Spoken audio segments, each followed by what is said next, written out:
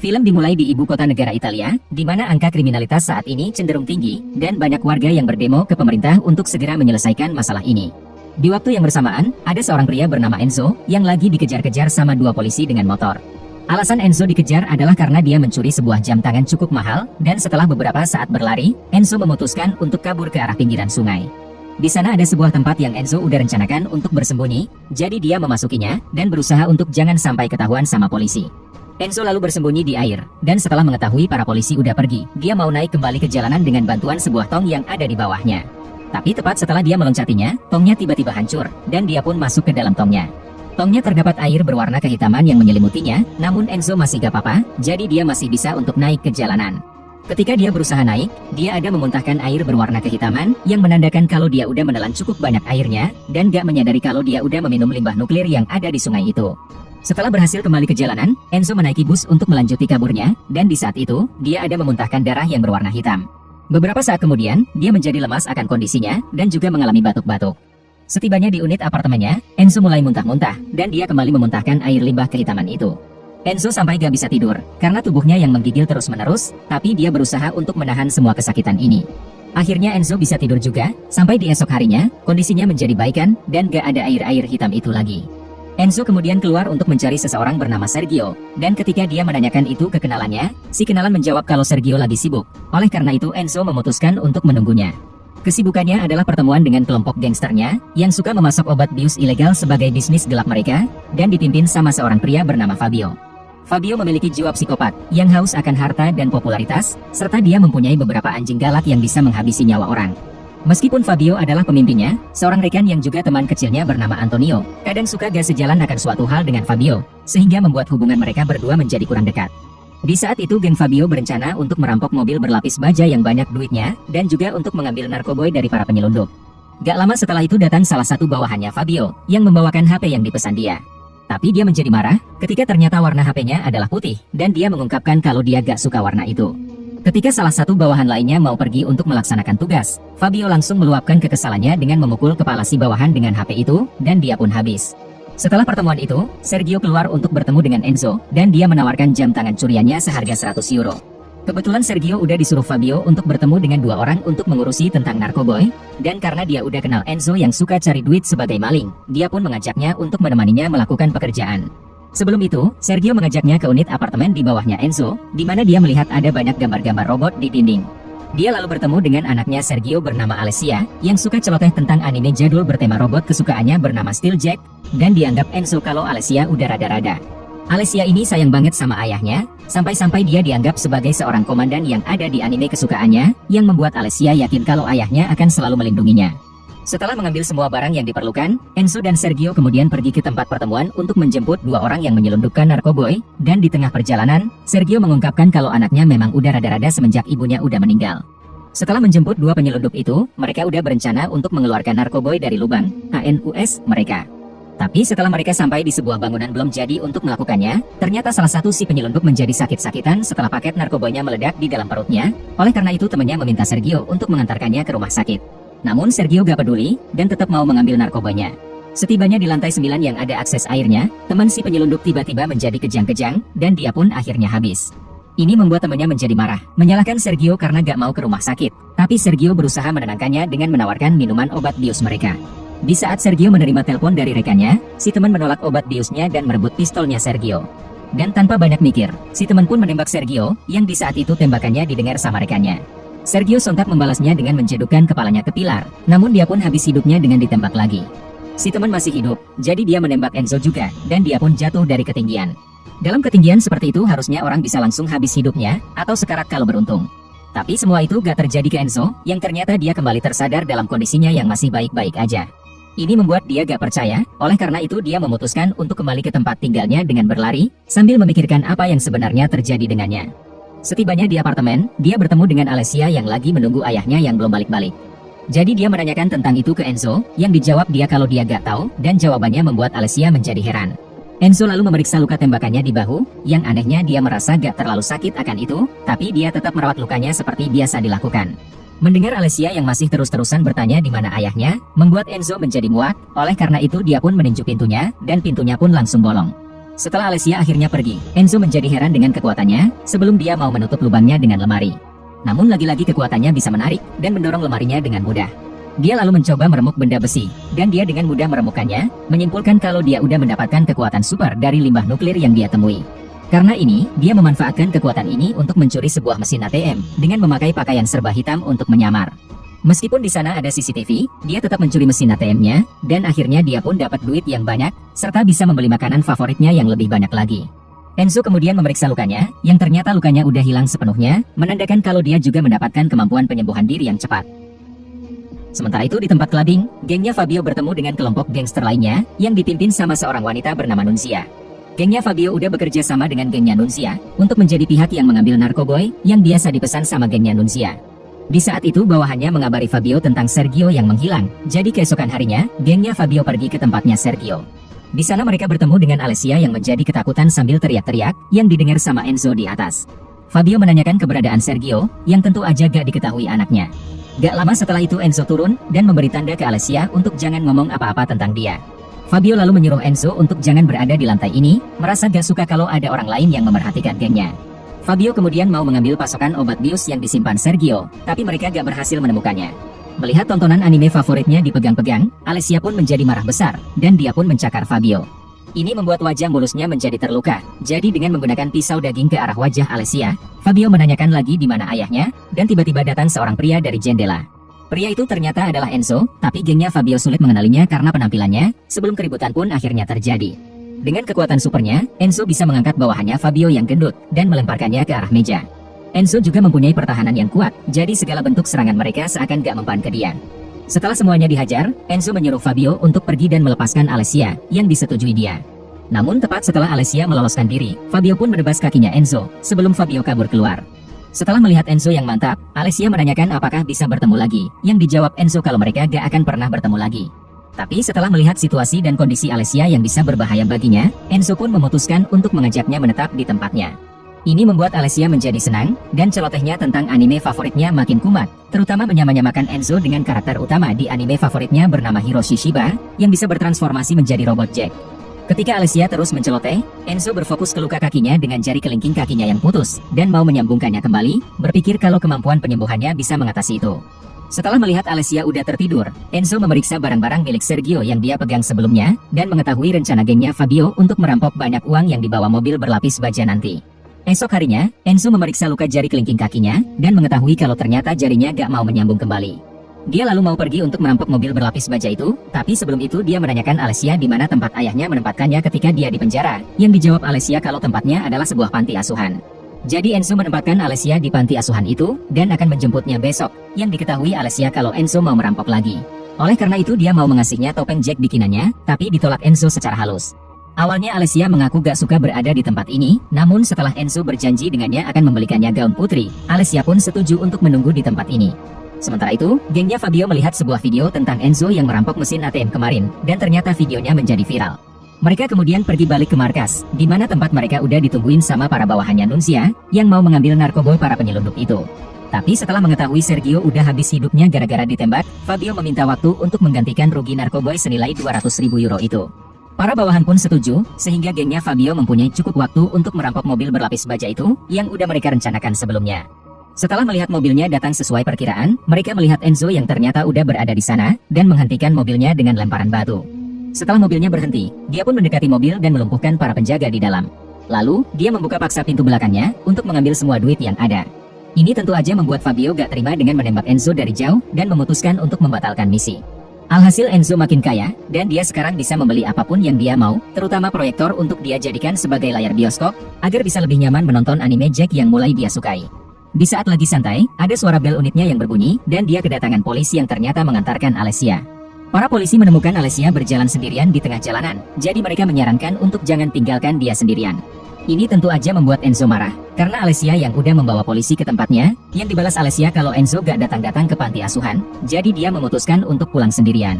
Meskipun begitu, Enzo gak mau membahayakan Alessia dengan tinggal di sini, oleh karena itu Enzo mau mengantarkannya ke tempat lain, yang tetap ditolak Alessia. Dia lalu melihat Enzo yang udah menyukai anime favoritnya, jadi dia mau menonton bersama dengan Enzo, yang susah untuk ditolak dia. Nonton barenglah mereka, sampai Alessia secara gak sadar udah menyentuh tangannya Enzo, yang dipikir dia kalau Alessia mau pegangan tangan.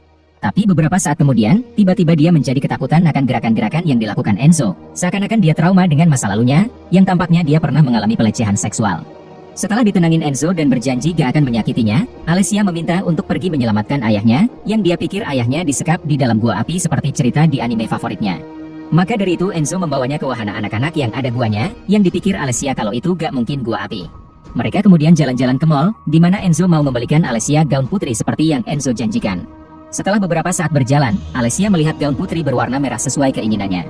Tapi meskipun udah mendapatkan gaun kesukaannya, Alessia masih kepikiran tentang ayahnya yang belum dia temukan, jadi dia kembali sedih akan itu. Ketika Enzo menanyakan ada apa, Alessia memintanya untuk menyelamatkan ayahnya dengan teriak-teriak, sehingga Enzo pun akhirnya mengungkapkan kalau ayahnya udah meninggal.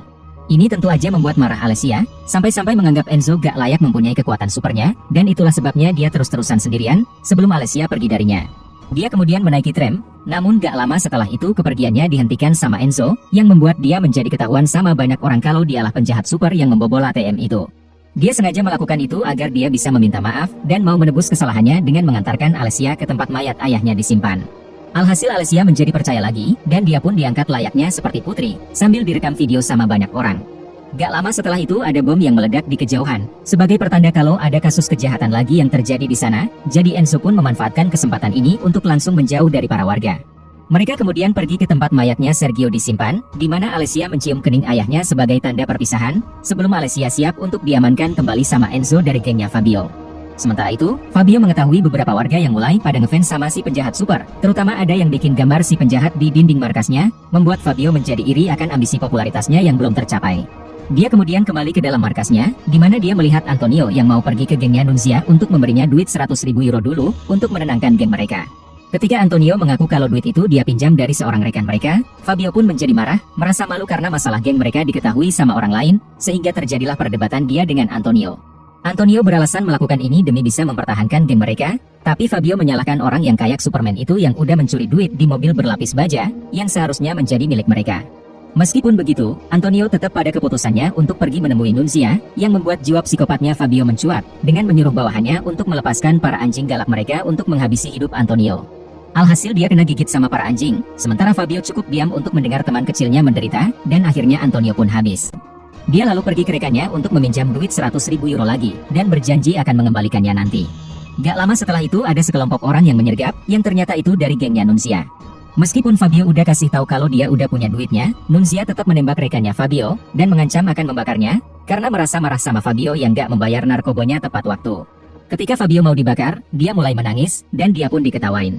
Tiba-tiba, muncul rekannya Fabio yang masih hidup, dan dia beserta Fabio pun menembak semua bawahannya Nunzia sampai habis.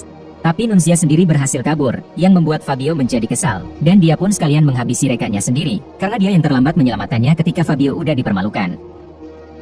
Setibanya di markas, Fabio melihat para anjing galaknya yang udah pada habis hidupnya, begitu juga para bawahannya yang lain, menduga kuat kalau ini semua adalah tindakan dari gengnya Nunzia. Namun ketika ditelusuri lebih lanjut, ternyata masih ada satu bawahannya yang gendut yang masih hidup. Mereka lalu melihat sebuah berita terbaru tentang si Superman itu, dan akhirnya mereka mengetahui identitasnya kalau dia adalah pria yang pernah mereka temui sebelumnya di apartemennya Sergio. Setelah mengetahui kebenarannya, Fabio pun mengajak bawahan gendutnya untuk memburu si Superman itu. Sementara itu, Enzo dan Alessia berencana untuk pergi bersembunyi di sebuah hotel. Tapi mereka gak menyadari kalau ternyata Fabio udah menunggu mereka dari luar dan mengikutinya ke tempat hotel mereka.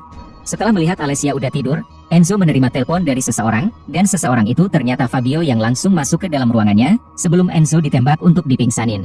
Dia lalu terbangun dengan kondisinya yang udah terikat penuh dengan lakban, dan dikasih lihat kondisi Alessia yang udah disekap.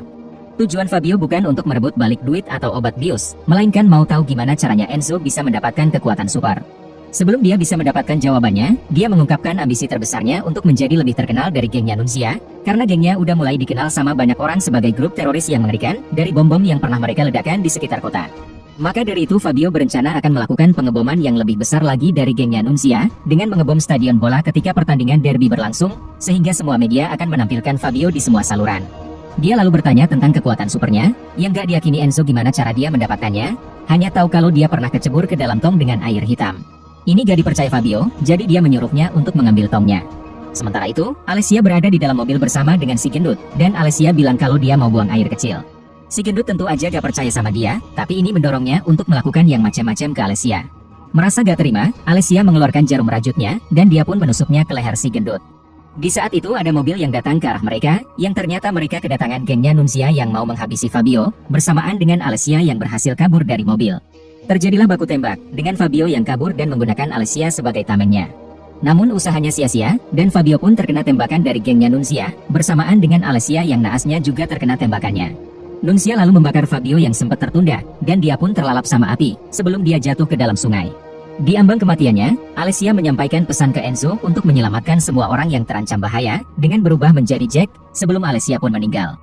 Esok harinya, terlihat tangan Fabio yang muncul di permukaan, sebagai pertanda kalau dia udah berhasil berubah menjadi manusia super juga seperti Enzo. Karena penampilannya yang kacau pasca dibakar, dia merias dirinya sendiri sampai kelihatan bagus lagi, sebelum dia datang ke markasnya Nunzia dengan penampilan barunya.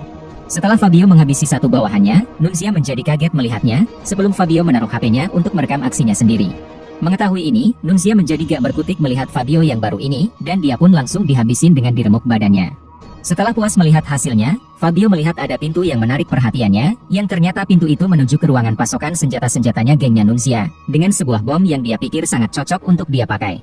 Sementara itu di sebuah jalanan, Enzo masih dalam kesedihan setelah kehilangan Alessia, seperti seakan gak punya semangat hidup lagi. Di saat itu ada polisi yang melihat Enzo dari kejauhan, jadi si supir memundurkan mobil untuk mendekatinya. Tapi karena mereka terlalu fokus sama Enzo, mereka gak menyadari kalau di belakangnya ada mobil lain yang datang, sehingga si supir menjadi kaget dengan membantingkan setirnya, dan mobilnya pun kecelakaan. Para polisi segera menyelamatkan si supir, namun dia bilang kalau di mobil masih ada anaknya yang terjebak. Ini didengar Enzo, oleh karena itu dia cepat-cepat menyelamatkan anaknya, dan dia pun berhasil menyelamatkannya tepat pada waktunya. Alhasil si supir merasa berterima kasih sama Enzo, dan di saat itulah dia baru menyadari pesan dari Alessia, untuk menyelamatkan semua orang yang membutuhkan. Di saat itu banyak orang yang melihat kejadian ini, sehingga pandangan mereka ke si penjahat super itu menjadi berubah.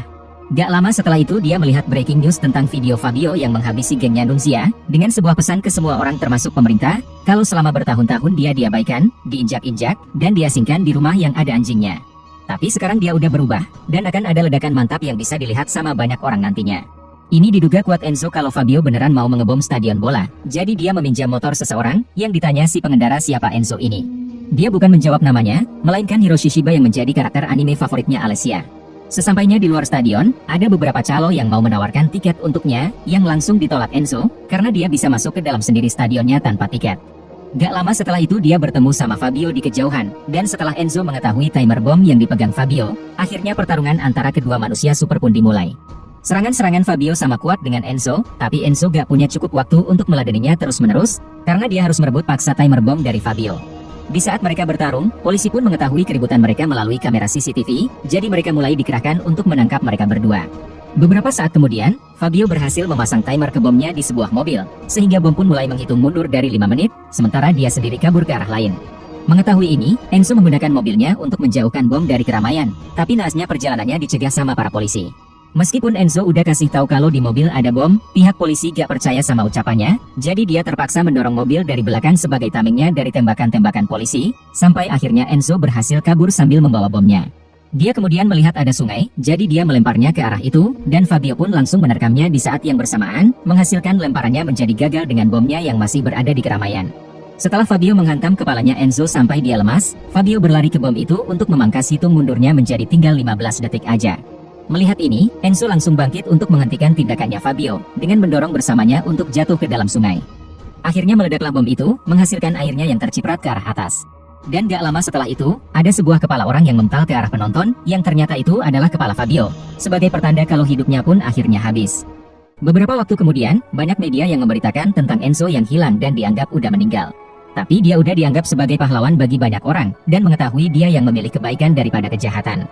Namun semua orang gak mengetahui kalau ternyata Enzo masih hidup, dan dia sekarang lagi berdiri di tempat paling ikonik di negaranya. Film diakhiri dengan Enzo yang bertekad untuk melindungi kota, dan dia pun akhirnya memakai topeng Jack yang dirajut Alessia untuknya.